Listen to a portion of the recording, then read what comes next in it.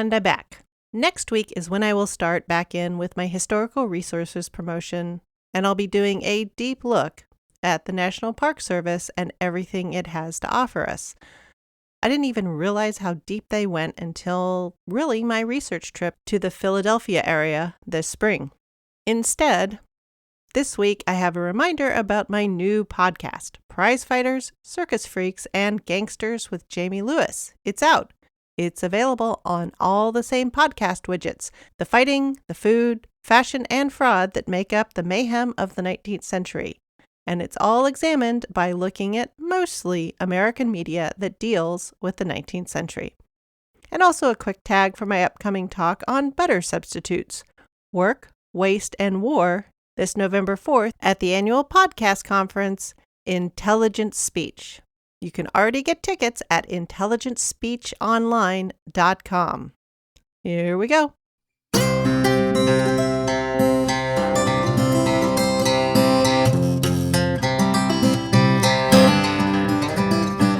Episode 91, The War Years of Earliest America. Hello, and welcome to the History of American Food. This week, I'll be setting the scene for Season 3. What was the food scene at war in pre-coal, pre-railroad, pre-electricity, generally pre-industrial America? What people were eating and how they were cooking, well, that won't change all that much between 1776 and 1815. It'll still look a lot like the rest of the 18th century. But these years were full of warfare, both visited upon and instigated by the tiny and still internally squabbling country. And how the food system worked and failed will be important to America's future. So pull up to your place at the table and let's dig in. Honestly, the first thing you need to know is that the rousing and recognizable 1812 overture is not about the American War of 1812, but the Star-Spangled Banner is. Tchaikovsky's 1812 overture is about Russia's fight with Napoleon over Moscow. I mean, if Napoleon hadn't gotten a wild hair and decided to drag his giant army across most of Europe to take on the Tsar there, Britain likely wouldn't have decided to come kick around its former colonies just then. But that song you hear at the 4th of July fireworks shows and stuff, it's about the Russians getting bombarded by the French. Okay, with that cleared up, it's time to talk about just how much war stuff was going on in baby America and what that was doing to the food supplies, production, processing, transportation, export, and sales, not to mention innovation in feeding armies, both in the country's defense and expansion. The country of America was born in war and fights about money and land rights. And let's face it, we've never gotten over that. War, how to make money at it, fights over property rights and obligations, and financial schemes by and against the government are evergreen fights in this country. There's a weird statistic. As of 2023, the U.S. has been in existence for 247 years, but we've been at war, or at least fighting one or more nations, for 228 of those years. That means just 19 years when we didn't have soldiers out there fighting someone else. Some of those wars were against Canada or Mexico, but most of the 19th century battles we don't know about were against the First Nations, the people native to the Americas. The history books and media I grew up with tended to reduce them to bands or villages or scattered tribes, but digging around in this era for minutiae and new scholarship, they're making it clear that these were nations. They had governments and armies and border disputes, bureaucracies, treaties, and formalities, some of which the baby nation of America liked and copied for what it's worth. But what tiny America liked the best was more land, which they went out and started taking from any number of nations, like the Shawnee, the Cherokee, the Creek, Lakota, Comanche, Seminole, Wampanoag, Iroquoians, Algonquins, and that's just a partial list before the start of the Civil War. The big reason the American army had been dispatched to points west to quote-unquote pacify these lands was because we had just made a big purchase and had to justify it. That's right. This period is also the time where America got its first visions of manifest destiny through the Louisiana Purchase. And yes, Gumbo, at last, becomes American food during this period as well. But it looks a lot different, and there are way, way, way, way more kinds than we think of in modern times. Which also means the Corps of Discovery expedition from 1804 to 1806, commissioned by President Thomas Jefferson, took place, and we generally know it as the Lewis and Clark expedition. Because there is extensive writing and preservation of those records that came out of the whole thing means I have access to some really good writing on how to do travel food in this era. But fighting and adventuring at home wasn't enough. The infant nation also went and got involved in other fights further away, like a mission to control piracy in North Africa, the Barbary Pirates, where we sent out our first mission of Marines when we barely even had boats to get them anywhere in 1801. We got involved with Britain versus China in the Second Opium War. We fought over a pig as a proxy for islands and felt the need to play hype man for the British in Egypt. We continued to go to war with other original inhabitants of the Americas by taking the battle to the Apache, the Navajo, the Sioux, the Pima, the Yakima, the Yavapai, the Tonto, the Nez Perce, the Yaqui, the Cheyenne, the Arapaho, and on and on and on. And then we get into the 20th century, but I'm going to stop. I think you get my point. While we think about the big wars, the Civil War, and the wars overseas, we don't think about the fact that much of this country was built by going to war to kick other people off their land and then claim it as our own. And to do that, we had to spend much of the formative years of the U.S. fighting people, which meant that, in stages, we decided to make this country a bit of a war machine. And that is what Season 3 is really going to look at. How did food in war work? For the soldiers and their support team, sure, but also for the farmer, the merchant, the quartermaster, and the sutler. And how did that change from our time as a scrappy fightin' rebel band defending what we thought of as ours to becoming the people who started wars and took it to the other side and started grabbing land? When the founding fathers admired ancient Rome, this was one of the traits they took up with relish. How did food production, preservation, and transportation work in the ages before refrigeration and gasoline? How did soldiers eat? What did our country learn from 1776? What big ideas did the Louisiana Purchase give the average American, or the planning to become an American? And what did the country learn from 1812, and how did those lessons carry forward into the rest of the 19th century and beyond? Because we are going to be in conflicts where we need to feed soldiers almost all the time. Well, actually, we need to feed the military the whole time, even when we aren't fighting. And we're going to have to figure out how to get better, maybe, at starting new settlements than the first and second and third time around.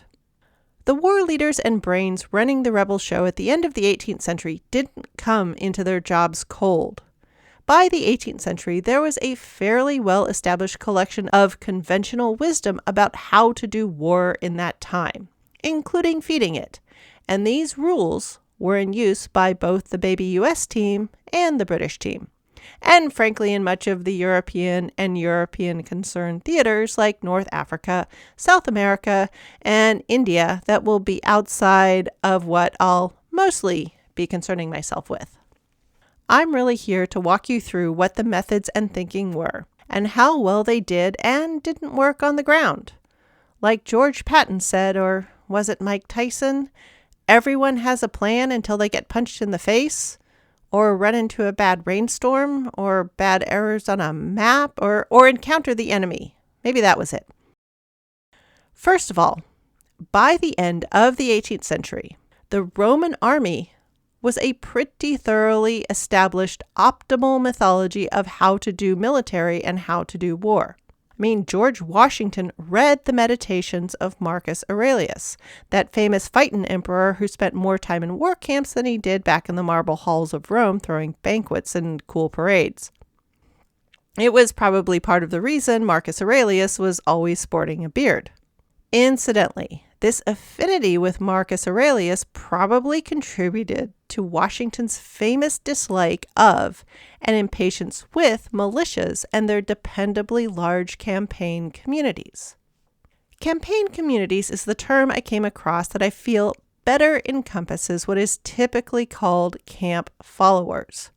While likely a fairly innocuous term at its birth, camp follower technically meant all the servants' wives, sex workers, laundresses, merchants, wagon drivers, horse boys, and so on and so on and so on that make up the traveling town that surrounded, supported, and lived off the actual soldiers.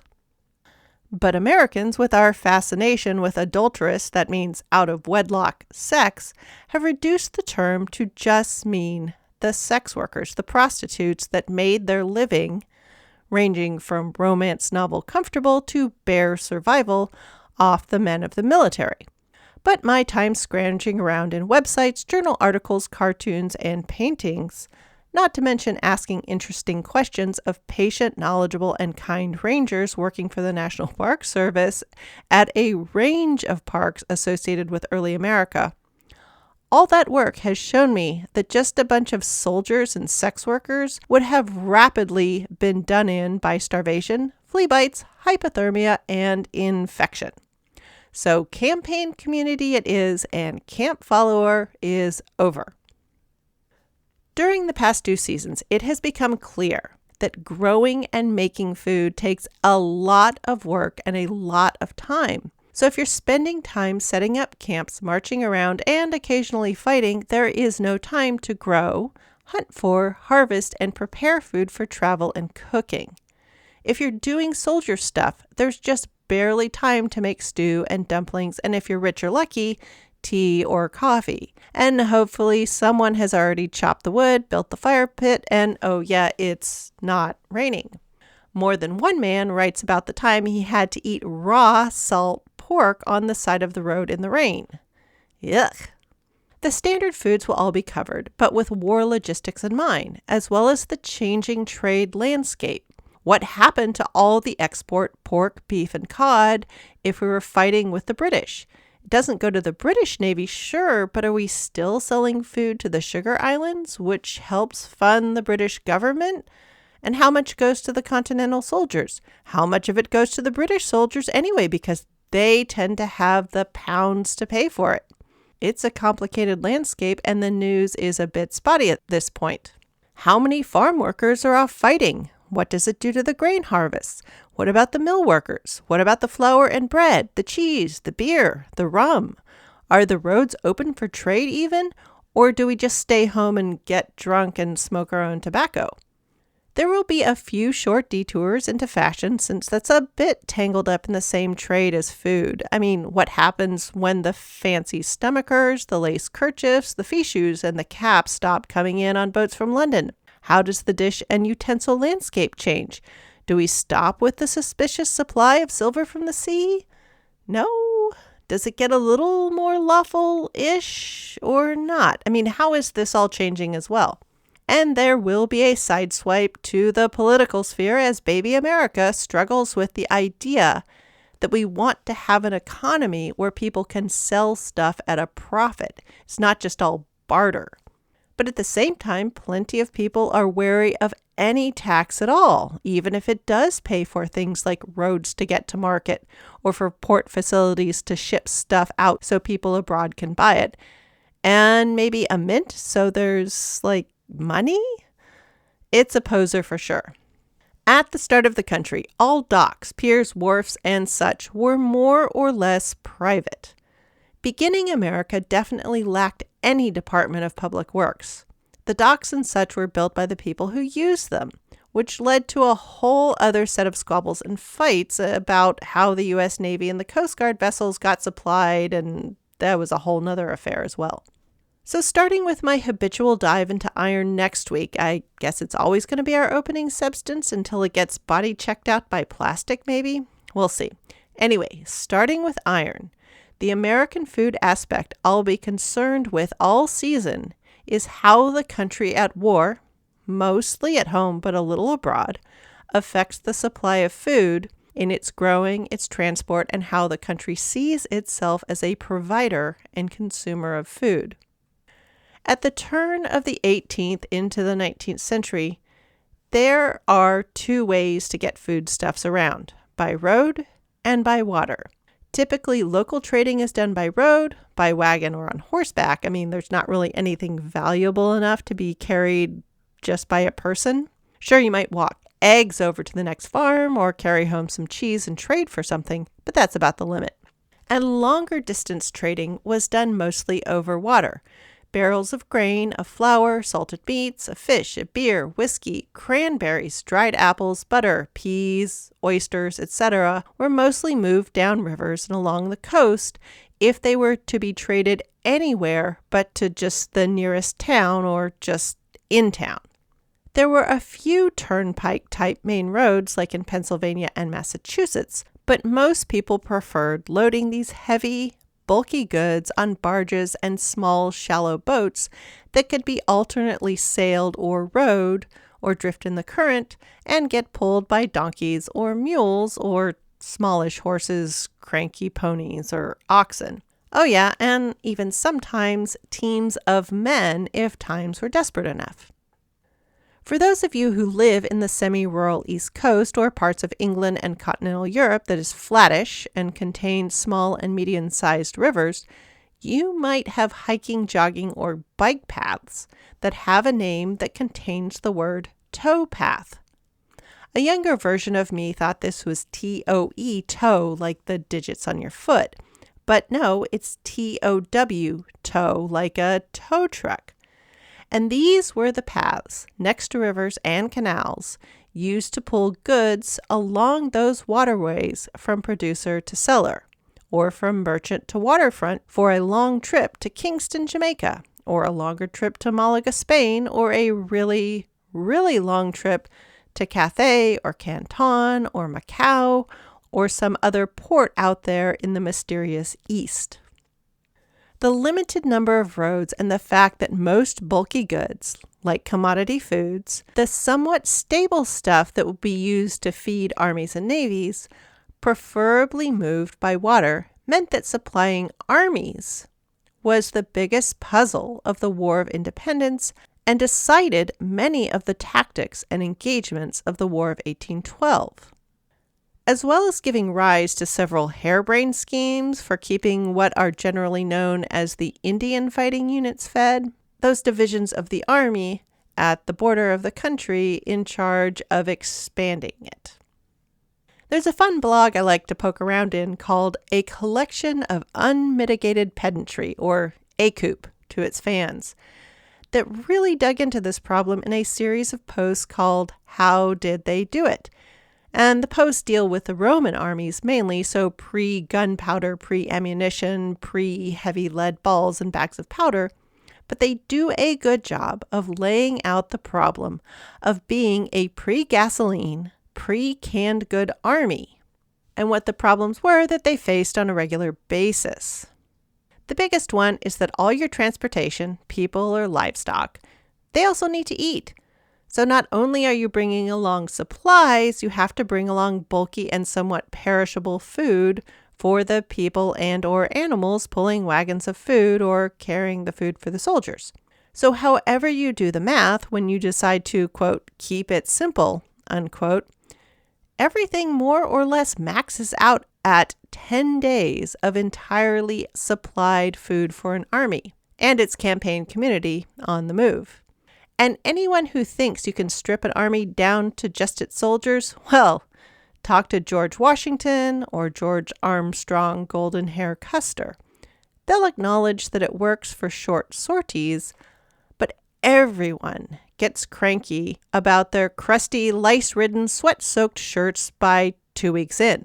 The last thing you want is desertion. So campaign community, laundresses, wood choppers, and people to make and carry and load cartridges end up being part of the baggage train, not to mention the one that carries the coffee pots and keeps the sugar dry. If you ever wanted to keep an army in the field for any longer than for about 10 days and not just have them walking off the job, even if you are promising them 6 months of back pay that they get when they return to quarters, foraging has to happen. And because military rations are always done on the cheap with a little graft on the side, the rations are always monotonous and usually low quality. So foraging in the form of plunder and pillaging pretty much always happens, always. Histories of war center around the records, which usually means battle plans. Almost all of the other activity, including what time the end of the line, not the front, got underway, is an estimate at best. And such things are usually unrecorded because everyone is just frustrated and exhausted or completely involved in something else by the time the end of the marching line arrives at camp anyway. With the focus on the battle plans and how well or badly they went, very little focus or interest is placed on the number of foraging missions, how much they contribute to the rations, and whether they result in the death or injury of troops or their servants and wives. It gets very little ink and even less coverage. What few people, including me recently, consider is that most of the work that goes into getting your army from point A to point B in good shape to fight comes down to getting them fed. We don't usually learn about that because a lot of it is boring and repetitive and slow and involves rats and rotted provisions and disease. Gross. But it also means we miss out on just how dang important the arrival of bottled and then canned goods were to military order. Why Napoleon's government awarded 12,000 francs in 1795 money, that's about $300,000 now, give or take, for a way to dependably preserve food for long periods that wasn't just more salt pork. And living in the age of freezers and surprisingly tasty dehydrated chips and crisps created through the wonders of vacuum freezing and rapid dehydrators, we can't really ever completely understand why the packing lists of the 19th century explorers and British newspaper advertising were rife with things like beef concentrate, tinned milk, and dehydrated vegetables assorted. These years of learning how to be a country that does war and expansion, 1776 to 1815, are also the last where all the food supplied to our military was sooner or later subject to rot, and most of it sooner. The army, the military that had to haul all of its stuff over land, was definitely the service that would be most consistently at risk of running out of food. At any time, you might have to drop or abandon all your stores and run. But there was always a hope that a deer or a barn might be around the next hill. The Navy had different issues. The modern Navy, of course, the one with diesel engines, electric stoves, and freezers, has food that's regularly the envy of the rest of the services. Ice cream and fried breaded shrimp. But back in our turn of the 18th to the 19th century situations, Navy life was a different thing. Salty. Very, very salty. You could carry provisions with you, sure, but they all had to live in barrels, so pork or beef or fish all were on board, but they were salted. And unlike on land, there was very limited fresh water to soak them in.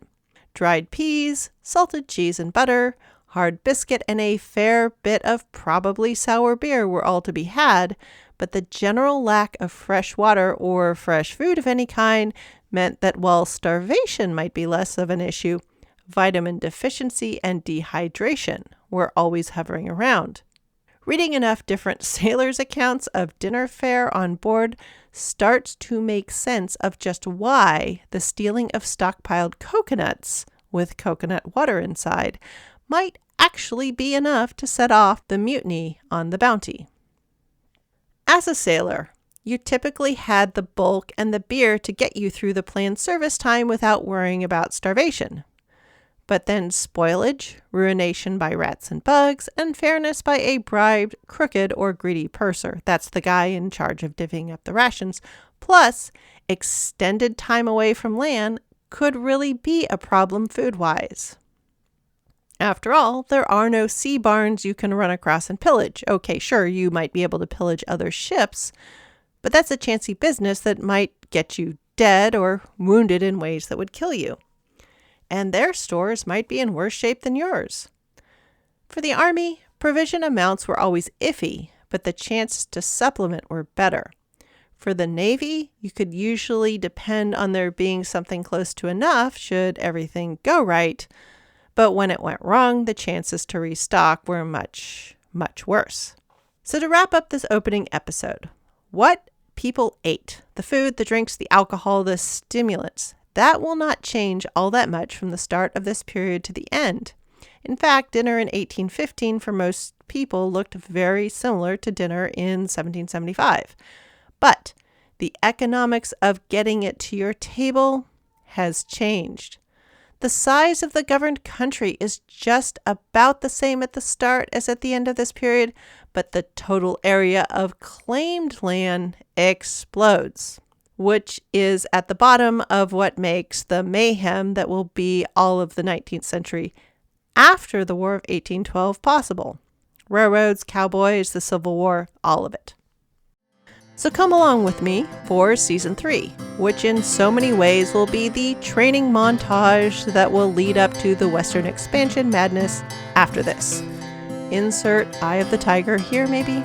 So join me next week for the history of iron and American cannons, the kind that go kaboom. Thanks for listening. Any questions or quibbles will reach me by email at thehistoryofamericanfood@gmail.com. I'll still be on Twitter as long as it's fun, but with this X announcement, I may call it quits.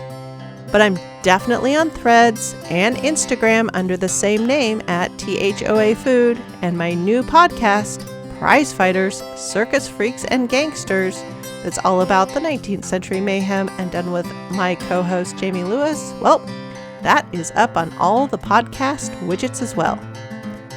As always, a few words to review this podcast on your favorite podcast widget really does make a difference and helps make me more visible to the food and history curious alike. Show notes for this episode will be at thehistoryofamericanfood.blogspot.com, along with promised pictures and links, and I'll also include any interesting media I consumed for the episode. Music for this podcast is Fingerlympics by Dr. Turtle, and all this information is in the show description.